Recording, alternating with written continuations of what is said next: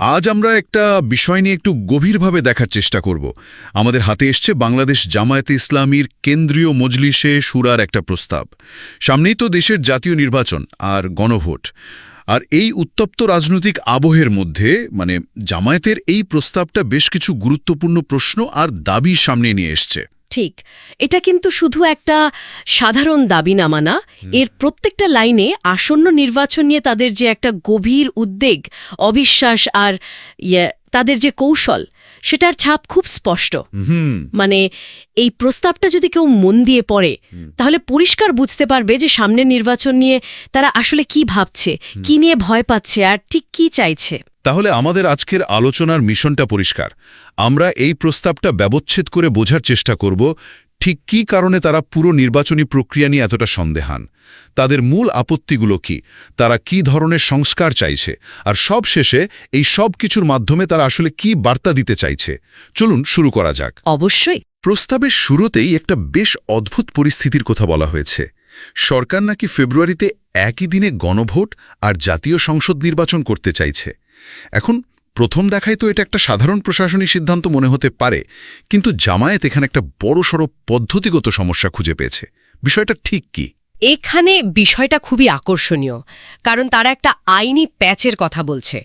তাদের যুক্তিটা হলো, জুলাই ঘোষণা অনুযায়ী যে সংস্কারগুলো হওয়ার কথা, সেটার আইনি ভিত্তি আসবে কোত্থেকে? গণভোটের ফলাফল থেকে। আচ্ছা। অর্থাৎ জনগণ যদি গণভোটে হ্যাঁ ভোট দিয়ে ওই জুলাই সনদকে অনুমোদন দেয়, তবেই সেই অনুযায়ী সংসদ নির্বাচনটা হবে। তার মানে একটা আরেকটার ওপর পুরোপুরি নির্ভরশীল। গণভোটের ফলাফল সংসদ নির্বাচনের বৈধতা ঠিক করে দেবে। একদম। আর ঠিক এখানেই তারা প্রশ্নটা তুলেছে, যদি দুটো ভোট একই দিনে হয়, তাহলে কোনটার ফলাফল আগে ঘোষণা করা হবে? এটা তো একটা গুরুত্বপূর্ণ প্রশ্ন। ধরুন, সংসদ নির্বাচনের ফল আগে ঘোষণা করে দেওয়া হলো, কিন্তু কয়েক ঘণ্টা পর গণভোটের ফলাফলে দেখা গেল না ভোট জয়ী হয়েছে। তখন কি হবে? তখন তো পুরো সংসদ নির্বাচনটাই তার আইনি ভিত্তি হারিয়ে ফেলবে। ঠিক তাই। তারা বলতে চাইছে, নির্বাচনের ফলাফল ঘোষণার আগেই নির্বাচনটা অবৈধ হয়ে যাওয়ার একটা ঝুঁকি থেকে যাচ্ছে।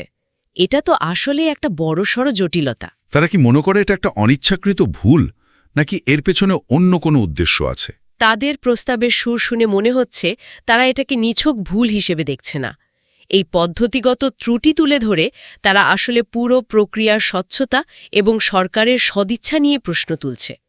এটা তাদের মূল যে থিম, অর্থাৎ আস্থার সংকট, সেটারই প্রথম উদাহরণ। আচ্ছা, আর এই না ভোটের প্রচারণার জন্য তারা কাদেরকে দায়ী করছে, সেটাও কি পরিষ্কার করে কিছু বলেছে? হ্যাঁ, সেটাও বেশ পরিষ্কার করেই বলেছে। তারা নির্দিষ্ট করে একটি বড় রাজনৈতিক দলের কথা বলেছে, যারা না ভোটের পক্ষে প্রচারণা চালাচ্ছে। এর পাশাপাশি তারা আরও কিছু দলের নাম উল্লেখ করেছে, যেমন তাদের ভাষায় পরাজিত ফ্যাসিস্ট আওয়ামী লীগ, জাপাসহ 14 দল, সিপিবি সহ কিছু বাম দল। তার মানে একটা বড় জোটের কথা বলছে তারা। হ্যাঁ, তাদের মতে এই দলগুলো একত্রিত হয়ে সংস্কারের বিপক্ষে, অর্থাৎ না ভোটের পক্ষে অবস্থান নিয়েছে। আর এর বিপরীতে জামায়াত চাইছে জনগণ যেন সংস্কারের পক্ষে হ্যাঁ ভোট দিয়ে তাদের ভাষায় গণতন্ত্রের বিজয় নিশ্চিত করে। এই যে পদ্ধতি নিয়ে তাদের এত বড় একটা প্রশ্ন, এটাই কিন্তু তাদের দ্বিতীয় দাবির ক্ষেত্র তৈরি করে দিচ্ছে। আর তা হলো পুরো নির্বাচনী ব্যবস্থাটাকে ঢেলে সাজানো। তাদের প্রস্তাবে পিআর বা আনুপাতিক প্রতিনিধিত্ব পদ্ধতির নির্বাচনের কথা বেশ জোর দিয়ে বলা হয়েছে। এটা তো তাদের পুরনো দাবি। এবার কেন এর উপর এত জোর? ঠিক, এই দাবিটা তাদের রাজনৈতিক কৌশলের একেবারে কেন্দ্রে।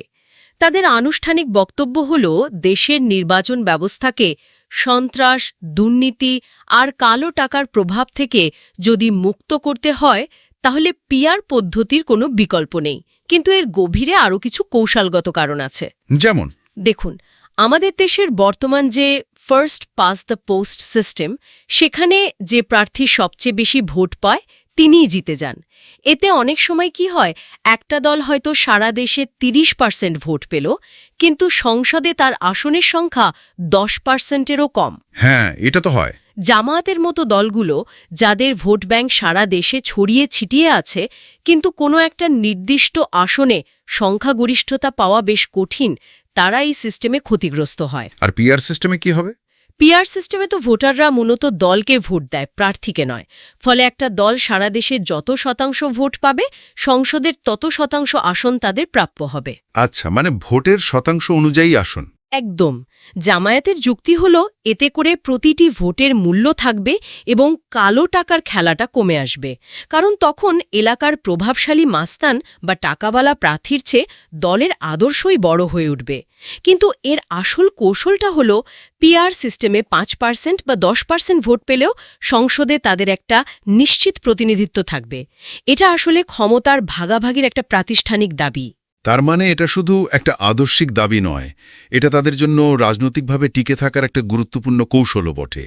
কিন্তু পিআর সিস্টেমের দাবির পাশাপাশি তারা আরও একটা বিস্ফোরক দাবি তুলেছে, কিছু নির্দিষ্ট দলের রাজনৈতিক কার্যক্রম স্থগিত করার প্রস্তাব। 1 মিনিট, আমি কি ঠিক শুনলাম? তারা তাদের প্রধান রাজনৈতিক প্রতিপক্ষ আওয়ামী লীগ আর জাতীয় পার্টির কার্যক্রম স্থগিত করার দাবি করছে। একটা সুষ্ঠু নির্বাচনের জন্য এটা কেমন শর্ত? হ্যাঁ, এবং এটাই তাদের প্রস্তাবের সবচেয়ে বিতর্কিত এবং সবচেয়ে আগ্রাসী দিক। তাদের যুক্তিটা বেশ অদ্ভুত। কীরকম?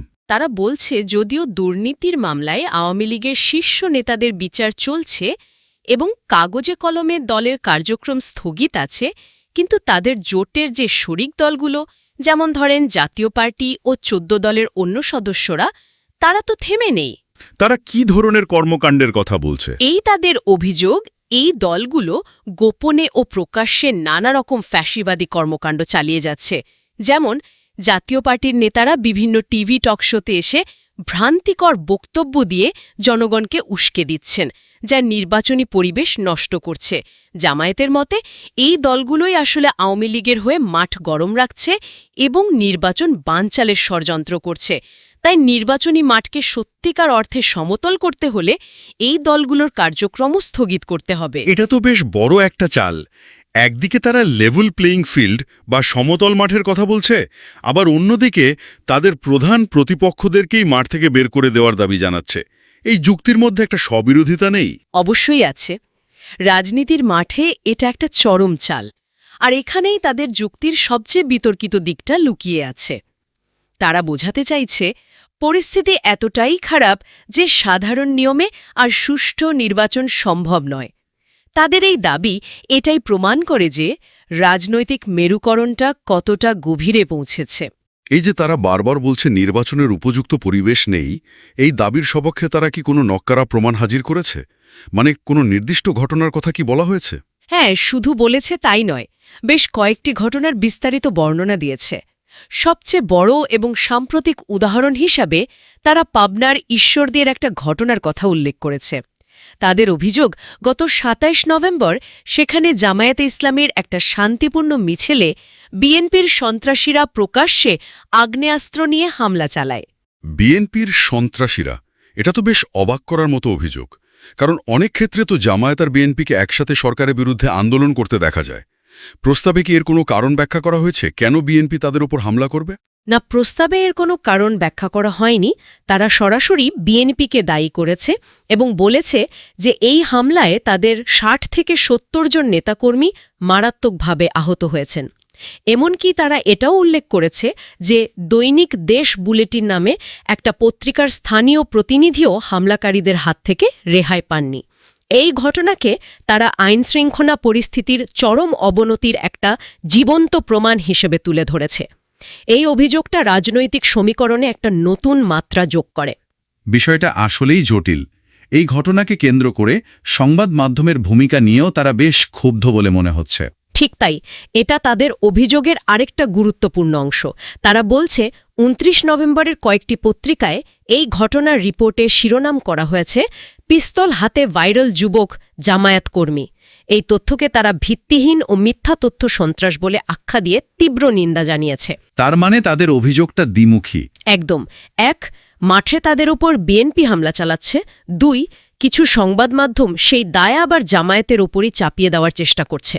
অর্থাৎ তারা অনুভব করছে যে তাদের ওপর ২ দিক থেকে আক্রমণ হচ্ছে। ১, রাজপথে প্রতিপক্ষের ফিজিক্যাল ভায়োলেন্স, আর ২, গণমাধ্যমে তথ্যের মাধ্যমে আক্রমণ। ঈশ্বরদী ছাড়াও কি অন্য কোনো জায়গার কথা বলা হয়েছে?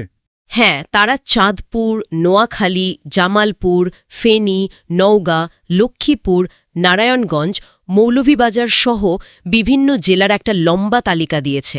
সব জায়গায় তাদের নেতাকর্মীদের ওপর বিএনপি সন্ত্রাসীরা হামলা করেছে বলে তারা অভিযোগ করেছে। এমনকি তাদের মহিলা কর্মীদের দাওয়াতি কাজেও বাধা দেওয়া হচ্ছে এমন কথা উল্লেখ করা হয়েছে।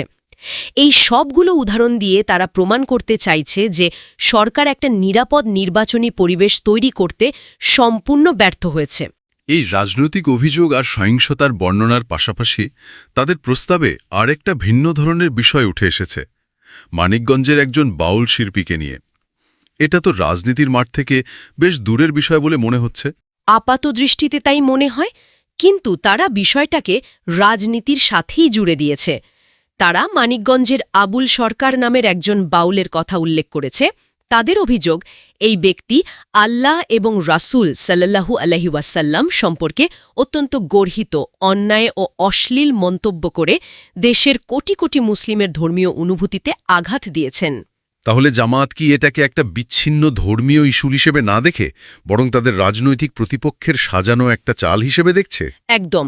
তারা জানাচ্ছে যে জনগণের আন্দোলনের মুখে সরকার আবুল সরকারকে গ্রেফতার করতে বাধ্য হলেও একটা বিশেষ গোষ্ঠী তার পক্ষ নিয়ে দেশে পরিকল্পিতভাবে বিশৃঙ্খলা সৃষ্টির চেষ্টা করছে, আর এখানেই তারা তাদের রাজনৈতিক প্রতিপক্ষকে টেনে এনেছে।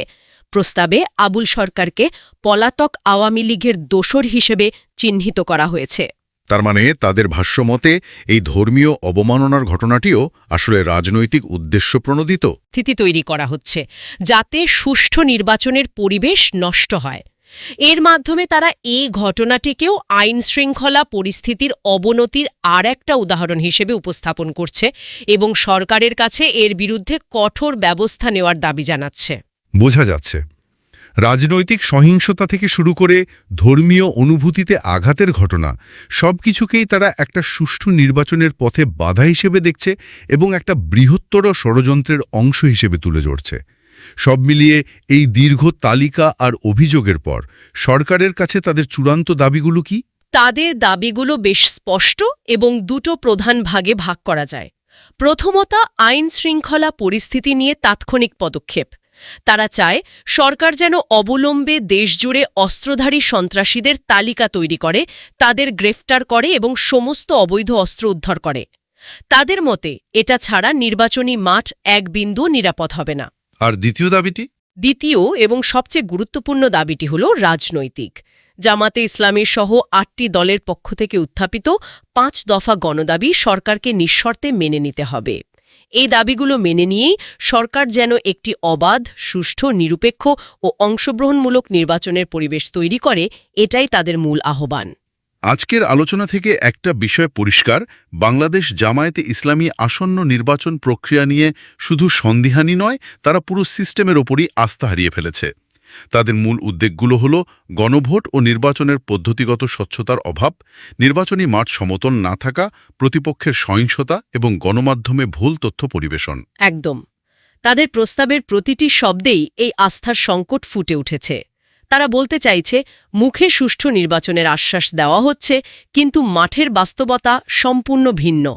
আর এই কারণেই তারা পিআর সিস্টেমের মতো কাঠামোগত পরিবর্তন থেকে শুরু করে প্রতিপক্ষের রাজনীতি স্থগিত করার মতো চরম সব দাবি পেশ করতে বাধ্য হচ্ছে। তাদের পুরো বক্তব্য জুড়ে একটি বিষয় বারবার উঠে এসেছে, সরকার এবং রাষ্ট্রযন্ত্রের ওপর আস্থা ফেরানোর মতো পরিবেশ তৈরি করতে না পারলে কোনো নির্বাচনই অর্থবহ হবে না। ঠিক। তাদের পুরো প্রস্তাবের মূল সুরটাই হল এই আস্থার সংকট এবং এটি থেকে উত্তরণের জন্য তাদের দেওয়া শর্তাবলী। যখন কোনো রাজনৈতিক দল একটি সুষ্ঠু নির্বাচনের পূর্বশর্ত হিসেবে তাদের প্রধান রাজনৈতিক প্রতিপক্ষদের কার্যক্রম স্থগিত করার দাবি জানায়, তখন একটি স্থিতিশীল গণতান্ত্রিক প্রক্রিয়ায় পৌঁছানোর পথটি আসলে কেমন হতে পারে, এই প্রশ্নটি কিন্তু থেকেই যায়।